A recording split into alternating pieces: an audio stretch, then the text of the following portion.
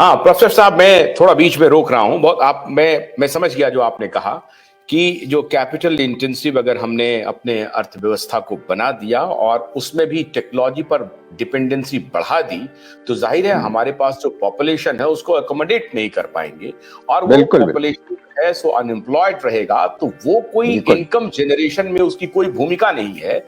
और जब बिल्कुल इनकम जनरेशन उनके पास नहीं है तो उनकी परचेजिंग कैपेसिटी नहीं है, और जब बिल्कुल परचेजिंग बिल्कुल कैपेसिटी नहीं है तो जो माल किसी ने प्रोडक्ट लगा भी लिया टेक्नोलॉजी के माध्यम से, तो वो प्रोडक्ट को बाजार नहीं मिलेगा और अल्टीमेटली फिर जो है सो रिवर्स रिसेशन में आप चले जाएंगे। ये बात तो मैं समझ बिल्कुल गया। मेरा ये कहना है प्रोफेसर साहब कि 2001-2 से आपने जिक्र किया 2012-13 तक जी कैपिटल इन्वेस्टमेंट का। जी मेरा एक मौलिक विभेद है यहाँ पर, मतभेद है मेरा आपसे, जी कि जी ये जो कैपिटल है वो इंटरनल कैपिटल इन्वेस्टमेंट की आप बात कर रहे हैं या फॉरेन कैपिटल इन्वेस्टमेंट की बात कर रहे हैं? और अगर आप फॉरेन कैपिटल इन्वेस्टमेंट की बात कर रहे हैं, then why we need foreign capital? मैं आर्थिक राष्ट्रवाद की बात करता हूं, मैं संघ की तरह सांस्कृतिक राष्ट्रवाद में यकीन नहीं करता हूं, मैं आर्थिक राष्ट्रवाद की बात कर रहा हूं।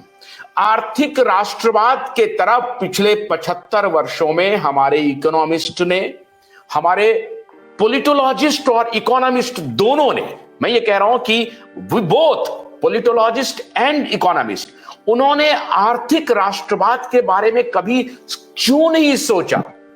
और अभी भी हमारी डिपेंडेंसी अगर एग्रीकल्चर पे है, तो हम एग्रीकल्चर भी अगर मान लीजिए हमारा बोनांजा है और एक डिविडेंड है एग्रीकल्चर, हमारे यहां पूरी दुनिया में सबसे अच्छा लैंड है हमारे पास खेती के लिए, तो अगर वही हमारी सबसे बड़ी, क्योंकि इतनी 4 ऋतुएं हमारे पास हैं, तो हम इसको भी कैपिटल को लगा सकते थे और उसको इंडस्ट्री का दर्जा दे सकते थे, एग्रीकल्चरल इंडस्ट्रियल रिवॉल्यूशन ला सकते थे, जो हम नहीं ला पाए। उसमें अपन ने क्या किया कि फर्टिलाइजर वगैरह दे करके हमने उसकी भी प्रोडक्टिविटी बर्बाद कर दी और आज हमारी सेहत भी खराब हो गई है।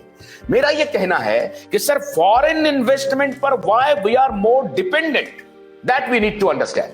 जी जी जी तो मैं आप पहली बात तो ये कहूं कि जब मैं ये कह रहा था कि हमारी निवेश दर 35-36% जीडीपी की थी, तो ये भी समझना जरूरी है कि उसमें फॉरेन इन्वेस्टमेंट का अनुपात केवल 2% था।